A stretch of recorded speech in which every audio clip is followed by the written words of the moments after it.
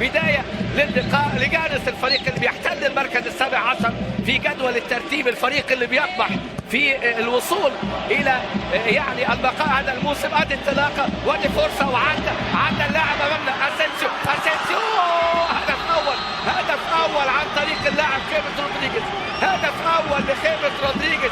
لكن انطلاقه ماركو اسينسيو انطلق حلو قوي وتمريره حاسمه، وراح خيمس رودريجيز سجل بعد مرور من اللقاء ربع ساعه تقريبا الهدف الثالث لهذا الموسم في الليجا. سجل في مرمى اسبانيول وسجل في مرمى ايبار، لكن السرعه في الهجمه ولان الهجمه. شوف هنا خيمس بداها حلو قوي، هو اللي بدا المشوار. ودي امامنا هنا اللاعب اسينسيو تمريره الى موراتا، لكن مرة تانية الضغط. يا سلام على التوقع من جانب اللاعب اسينسيو، هجمة اتعملت حلوة قوي، وادي المراوغة وكمل وتحرك رائع جدا من خيمس، وبالقدم اليمنى يضعها لتكون كرة الهدف الأول. شوف الضغط أحد الأسلحة المهمة، وشوف التحرك هنا والتفاعل والانسجام وتشكيلة. يعني النهاردة نقدر نقول تشكيلة يغلب عليها اللاعبين البدلاء، ولكن خيمس رودريجيز اللاعب اللي بيسجل هنا هدفه الثالث هذا الموسم في مسابقة الدوري يستحق التشجيع، يستحق المساندة وتصفيق هنا لخيمس رودريجيز بإحرازه الهدف. كرة على طول أمامية.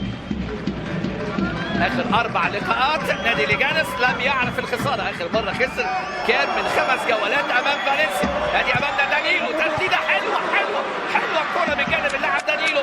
في هذه الكرة سجل في مرمى أوساسونا في لقاءات الدوري هذا الموسم. بقول لحضراتكم ادي أمامنا هنا اللاعب دانيلو اللي بيحصل على الفرصة، يتطور أداؤه، يعني لاقى ما لاقى من هجمات شرسة جدا من البعض وتقليل من أدائه، لكن يعني الحقيقة شيء يحسب لزين الدين زيدان انه يحتفظ باللاعب ويديله الثقه ويجعله البديل للاعب كارفاخال.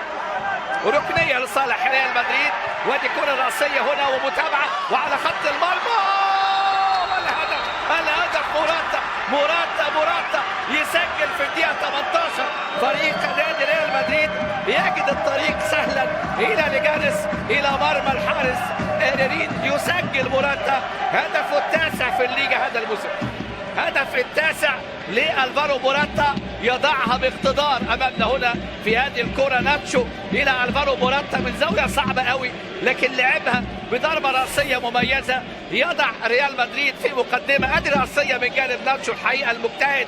وادي امامنا هنا شوف يا سلام على ناتشو. بقول لحضراتكم اللاعبين اللي لافتين الانظار الحقيقة بالتزامهم وانضباطهم وروحهم العالية، وكافي يكون متسلل في اللقطة الماضية. ذكاء لاعب برضه، واحد غيره ممكن يطمع يقول لك اسجل. ادي امامنا راموس 7 اهداف في الدوري، هدف في مرمى فريق نابولي، هدف في مرمى اشبيليا من ركله جزاء في اطار الكاس. وموراتا يسجل هنا في هذه اللقطة الهدف الجميل من جانب اللاعب موراتا، لتصبح النتيجة 2-0 لصالح نادي ريال مدريد اللي بيتمسك بالقمة. وزين الدين زيدان راهن على هذه التشكيلة. دانيلو سدد كرة كانت ارتطمت في اسفل القائم. بداية مثالية وبداية أعطى الثقة. وأمامنا هنا انطلاقة من جانب اللاعب كوفاتشيتش، انطلاقة من الكرواتي كوفاتشيتش، هدف قادم، هدف جديد، ويسجل موراتا. يا سلام على التمريرة. كوفاتشيتش بيلعبوا ب3 مدافعين لكن دون أدوار في الرقابة، دون تركيز، دون تمركز.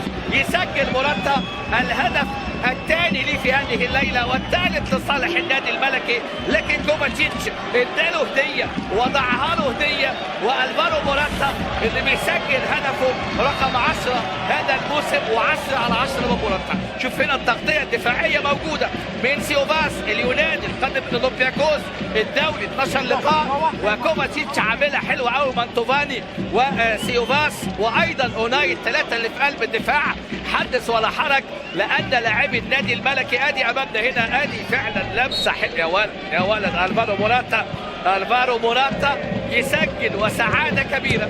سجل في مرمى ليشتنشتاين مع منتخب اسبانيا في تصفيات 2018، كان سجل هدفين، وكان سجل كلنا نفتكر في اوروبا في مرمى تركيا هدفين، وفي مرمى كرواتيا. النادي الملكي مصر لا شيء، وصعدوا يعني ليشاركوا في مسابقة الدوري الإسباني القسم الأول. لاعبين المميزين الاشهر اللي لعبوا.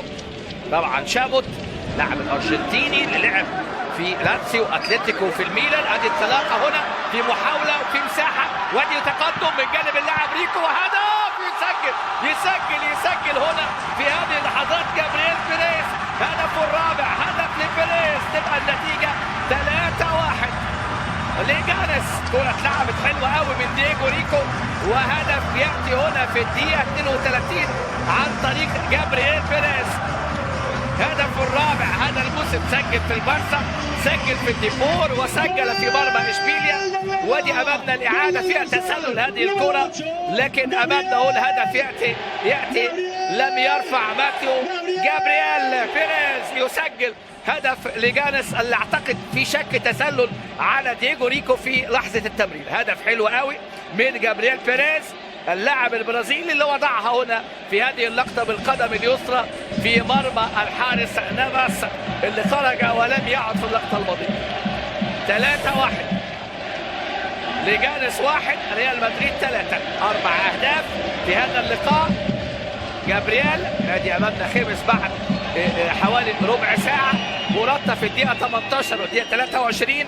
ستيمون نادي لجانس، ولحضراتكم يعني لعب له شاموت، لعب له ايضا ايتو، لعب له ويبو. وادي انطلاقه من ريكو من نفس المساحه، لكن المره دي على طول تغطيه ومحاوله التاثير على حكم اللقاء للحصول على ركله جزاء. الالتحام كان ما بين دييجو ريكو ولوكاس فاسكيز. بص الاعاده بداوا يستغلوا الجبهه اليمين هنا، وادي امامنا الدفاع وتدخل، ولكن كره الى خارج الملعب. ادي دييجو ريكو هدف في مرمى سبورتنج كيخون في 18 لقاء سابقة. ودي امامنا ركنية خطيرة راسية، لوسيانو. هي كرة القدم، هي كرة القدم. العودة والعودة من بعيد، يسجل البرازيلي لوسيانو الهدف في الدقيقة امامنا هو 34. بتصبح النتيجة 2 لجانس 3 ريال مدريد.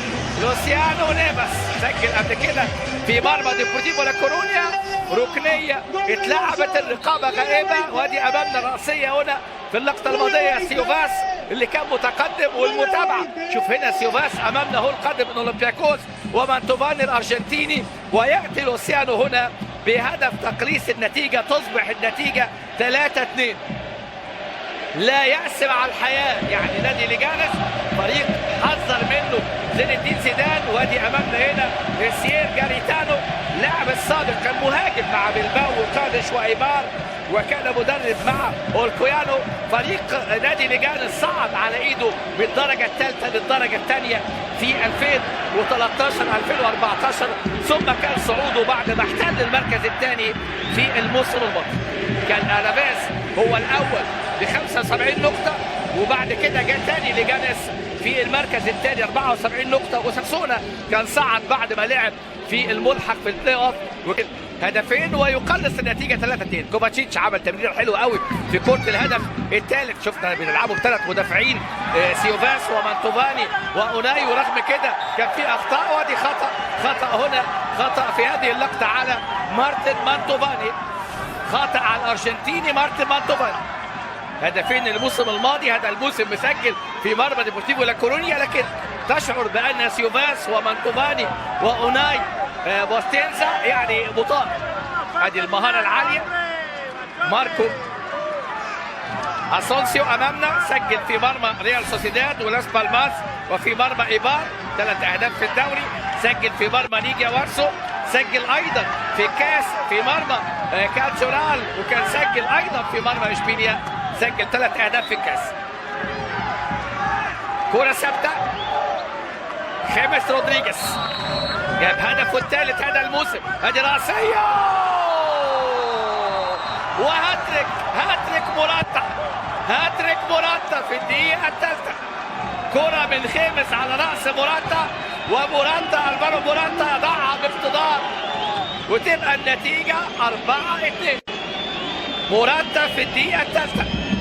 شوف هنا سيير جاريتانو قدهم في 168 مباراة. ادي الكرة لعبة حلوة قوي، حلوة جدا، لمست في رأس امامنا اللاعب لوسيانو. ادي امامنا الاعادة ولمست في مانتوفاني.